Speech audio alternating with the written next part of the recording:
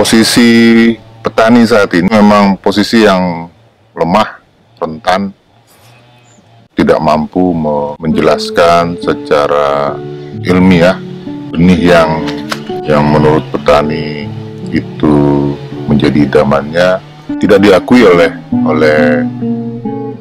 aturan atau oleh pemerintah. Kenapa petani memang mesti memperjuangkan hak-haknya atas benih sendiri? Yang terjadi, petani di saat ini bergantung kepada pihak luar terkait dengan benih. Semakin kesini semakin tidak membuat semangat petani untuk terus berusaha tadi, gara-gara tidak lagi petani mengembangkan benih sendiri, tapi mengandalkan benih dari luar.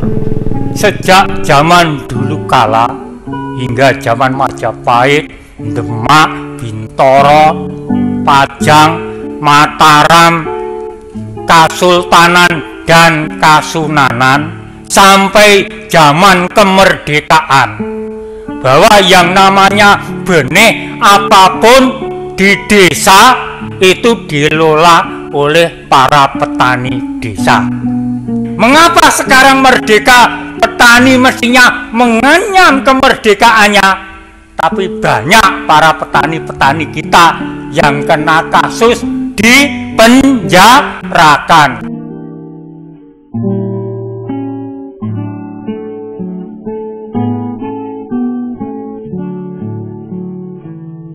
Teman-teman petani saya tuh tidak boleh melakukan budidaya tanaman seperti jagung gitu. Terus saya langkah selanjutnya, saya dibawa ke aparat, langsung saya di penjara sampai 7 bulan, Pak. Ini bibit lokal asli. Bibit ini bukan buatan otak manusia, tapi bibit ini yang membuat Tuhan. Karena apa? Bumi ini ada bibit itu sudah ada di daerah saya di sana. Namanya bibit ini kagok. Karena apa? Merahnya itu tidak merah penuh, merahnya agak ke jambon-jambonan. Ini sangat menarik di desa. Banyak yang cari, Pak, kagungan beras merah nggih wonten. Kalau butuhnya hanya sedikit. Ini yang saya lakukan setiap hari. Pun saya sekali ini melakukan zaman pemerintahan Orde Baru. Terus terang Pak Harto, programnya Bimas Imas, termasuk saya dikerangkeng Pak. Karena apa? Saya ndak nurut, ndak mau nanam padi PB 5 dengan urea TSP dan paketnya itu pestisida mesti berikut seperti itu. Jadi yang namanya benih lokal, kalau ini kita petani tidak boleh melestarikan, ya siapa lagi yang mau melestarikan kalau petaninya enggak? Ini adalah menjadi kekuatan bangsa, menjadi budaya kita. Berlaku untuk melestarikan ini, untuk memberikan petani Indonesia supaya berdaulat dan mandiri. Apabila kena gilasan globalisasi, Indonesia sudah petaninya kuat, nggak usah tergantung sama pabrikan. Dulu kekayaan bumi Indonesia yang beras merah itu di seluruh Nusantara ini banyak, tapi mengapa sekarang punah? Terkait dengan undang-undang pertanian, ada evolusi secara undang-undang pertanian. Hanya satu dari 15 undang-undang terkait dengan pertanian yang pro petani. Pada tahun 1960 ada Undang-Undang Nomor 5 tentang Peraturan Dasar Pokok-pokok Agraria. Dan itu yang sampai sekarang kita yakini undang-undang yang pro petani. Apakah petani berdaulat?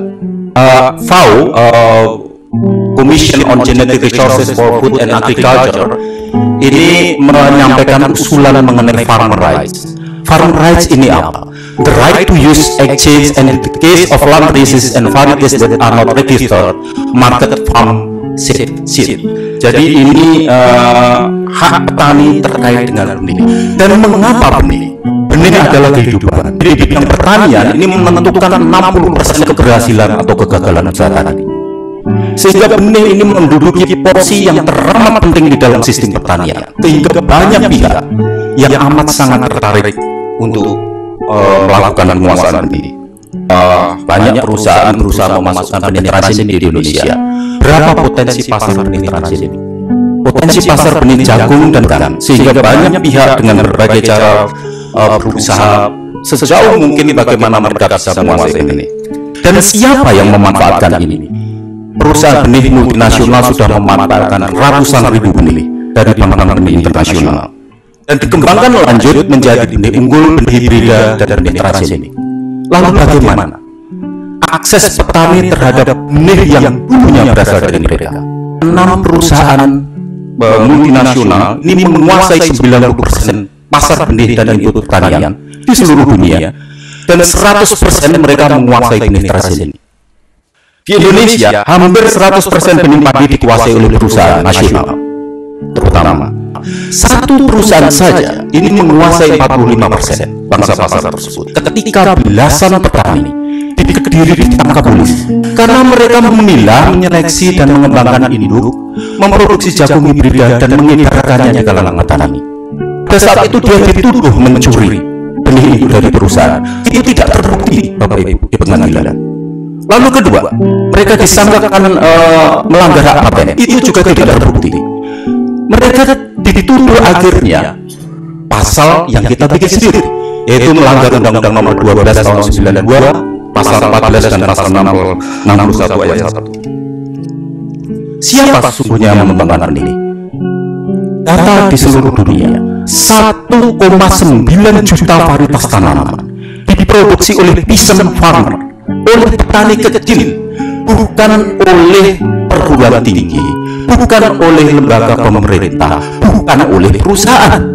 Mereka sudah melakukan seleksi beberapa sampai F10. Jadi dalam bentuk yang sudah amat sangat stabil. Jadi itu. Tapi mereka tidak memiliki kemampuan untuk mengedarkan itu karena benturan di undang-undang kita. pemulihan tanaman oleh petani kecil ini sudah memenuhi semua persyaratan ilmiah yang ada, yang kita ajarkan di perguruan tinggi, yang dilakukan oleh lembaga penelitian, yang dilakukan oleh perusahaan. Jadi tidak benar bila petani kecil diberi kebebasan untuk memuliakan, memproduksi, mengedarkan dan memasarkan benih akan mengganggu swasembada pangan. Implikasi benih tanaman, contoh di padi itu begitu luas, itu mempengaruhi proses budidaya yang petani, proses budidaya petani dan mempengaruhi hasil. Dan untuk benih-benih yang introdusir yang rakitan dari pabrik itu memang iming-imingnya adalah produktivitas yang tinggi, tetapi rakus pupuk, kemudian rentan hama penyakit, dan itu berdampak kepada kerusakan di ekosistem di air dan tanah. Benih tanaman padi saat ini dikuasai oleh pihak perusahaan, tidak lagi di petani. Petani memang sudah dikondisikan untuk bergantung kepada benih dari luar petani. Mestinya petani berpikir kenapa keuntungan yang diperoleh oleh pihak industri benih, kenapa tidak dinikmati oleh petani sendiri, didistribusikan di petani-petani yang berusaha tani. Usulan yang kita harapkan adalah kelompok-kelompok petani yang berinisiatif untuk memperjuangkan hak-haknya ini mesti didukung oleh pemerintah. Secara struktur juga bisa diterima dan didukung agar ini bisa petani bisa berkembang. Dan yang pertama, organisasi petaninya yang secara sehat itu dibangun untuk mengatasi berbagai hal terkait dengan kebutuhan mereka berusaha tani. Kepentingan individu ini bisa secara berkelompok, gitu, kelompok komunitas. Ketika organisasi petani itu terbangun, dan itu butuh pendampingan yang terus-menerus, yang